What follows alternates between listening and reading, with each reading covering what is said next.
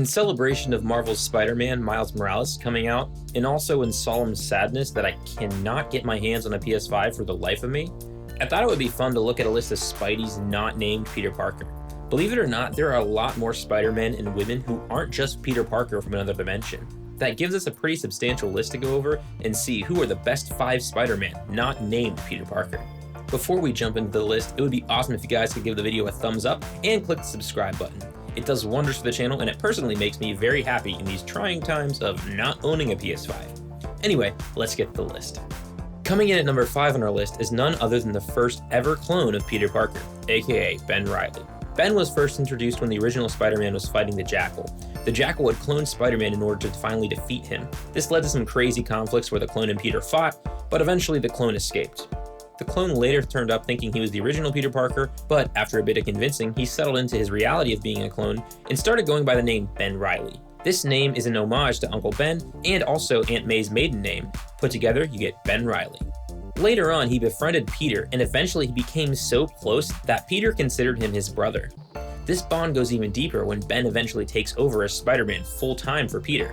Like literally, in the comics for, I think like a year or two, Ben Reilly was Spider-Man.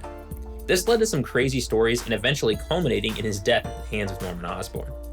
In more recent comics, Ben has come back onto the scene in some darker than normal circumstances, but eventually he takes this new lease on life and again becomes a crime-fighting web-slinger. All in all, Ben is awesome because he's effectively Peter Parker, but instead has his whole world ripped apart from him while he's trying to live someone else's life.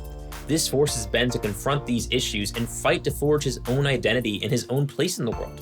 This is actually a really powerful character arc that resonates with so many people, and that's why he's always been a fan favorite. Up next, we have number 4, Gwen Stacy, aka Spider-Gwen, aka Ghost Spider. Gwen is from an alternate dimension as shown in the Spider-Verse movie, but she's different from the normal comic universe 616 Gwen Stacy. She found herself with spider powers and later had to defeat her best friend, Peter Parker, who turned into the lizard and terrorized the city. This hard backstory set her up well for the multiverse-hopping journeys where she fights crime and helps out fellow wall crawlers and their exploits. Gwen has become a fan favorite for several reasons, but one of them has to be her amazing, fantastic, fabulous costume design. I mean, come on, a spider suit with a hoodie? That's just awesome. I mean, probably not practical, but come on, this is comic books, everyone. If you're looking for practicality, you are in the wrong place. As time goes on, she starts to mainly reside in her home dimension and Earth 616 simultaneously. She eventually dropped the name Spider-Woman and started going by the name Ghost Spider, as a reference to the Gwen Stacy who died in Earth 616, and it's kind of an overall homage to the struggles Gwen Stacy's of all the universes have had. At the end of the day, Gwen is a fabulous character and somehow makes a retread of this Spider-Man and Gwen Stacy a new and fresh take that a whole new generation of superhero fans will love.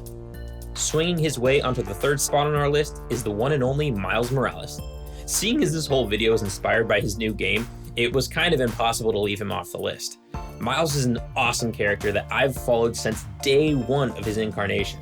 While he made his mainstream splash in the Spider-Verse movie and now has made his way into the 616 universe in the comics, and obviously now has a video game, he has a much crazier origin story in the comics than the Spider-Verse movie or the PlayStation game give him credit for.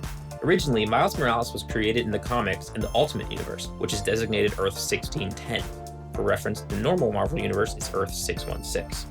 This Ultimate Universe, aka Earth 1610, had my favorite version of Peter Parker, aka the Ultimate Spider-Man. To give you an idea of why I love this Peter so much, the Tom Holland Spider-Man in the MCU is loosely based off this character, and most of what works on the big screen is derived from the Ultimate Comics Spider-Man.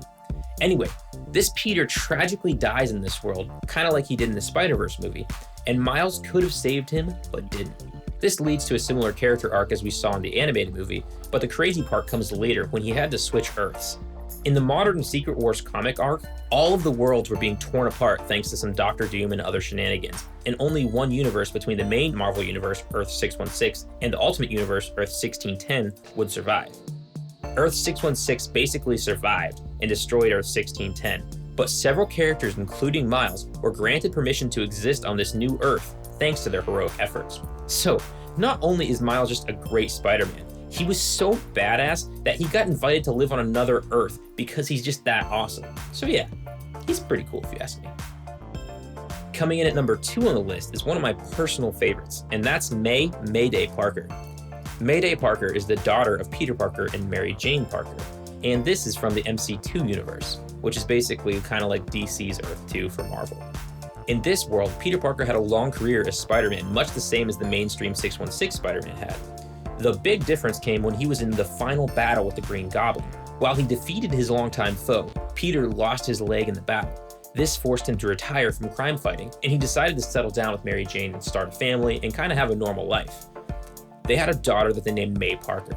She seemed to be a normal kid, but eventually in high school, she started to develop her own spider powers? Yeah, she inherited her father's gifts.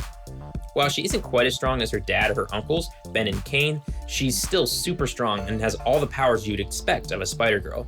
She ended up commandeering her Uncle Ben's old suit from his time as Spider-Man and adapted it to make her own version of the suit to fight crime in.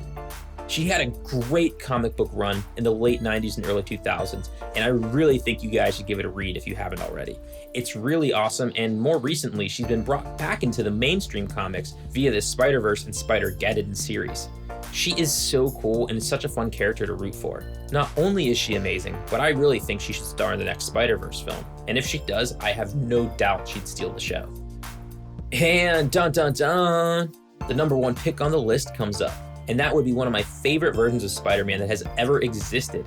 And I'm still super bitter he wasn't in the Spider-Verse movie. Like, I'm pretty mad. Like, when I heard about it, I'm like, oh, this guy's gonna be in it, right? Nope. I'm pretty pissed. But anyway, this is the one and only Miguel OHara. Miguel is Spider-Man from Earth 928, and this is better known as Spider-Man 2099. His universe takes place in the year 2099, as the name would suggest. Miguel's a tech genius and is basically a mix between Tony Stark and Peter Parker. After being infected with a deadly genetic virus, his only option to save himself was to try an experimental gene splice where he adds the genetic benefits of a spider to his own DNA in order to replace the damaged one. After this, he obviously was cured and conveniently was gifted the abilities of a spider. What makes Miguel so cool compared to the other people on this list is while his powers seem pretty Spider-Man-esque on the surface, they're actually pretty different from your average webheads. He has the speed and strength you'd expect from any spider person, but he also has spinnerets that manufacture his own organic webbing, kind of like the Tobey Maguire Spider-Man in the movies. In addition, he doesn't have any spider sense, but instead he has an accelerated vision and hearing. This allows him to superhumanly perceive the world around him. He can zoom in on faraway objects with his vision, and he can use all these senses at once to give him a sort of bullet time-like ability where he can move and dodge at an incredible rate.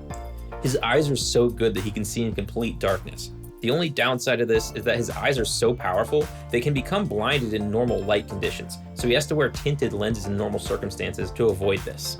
One of the other unique things about Miguel's powers is that he can't just stick any body part to anything like a regular Spider-Man. He instead has small talons that come out of his fingers and toes that allow him to climb and grip objects. These talons are incredibly strong and also has some offensive capabilities, kind of like a Wolverine. The other really out there ability that he has is the ability to produce venom from his canine teeth, which allows him to bite a foe and release a poison which will temporarily paralyze them.